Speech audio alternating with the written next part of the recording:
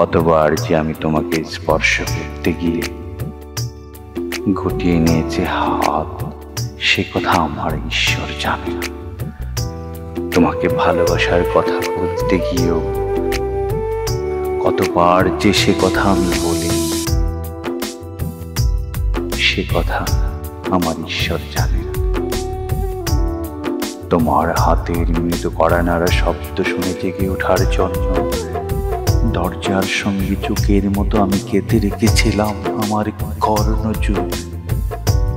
তুমি এসে আমাকে ডেকে বলবে, এই ওঠো। আমি আমি আর আমি একই শুনলাম।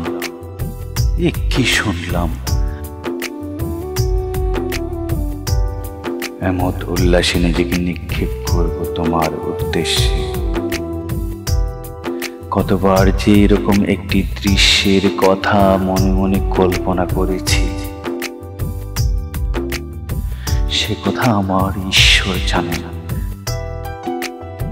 আমার চুল পেকেছে তোমার জন্য, আমার গায়ে জ্বর এসেছে তোমার জন্য।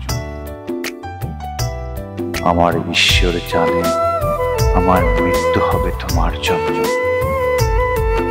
তারপর অনেক দিন পর একদিন তুমিও জানবে আমি জন্মেছিলাম তোমার জন্য, শুধু তোমার জন্য।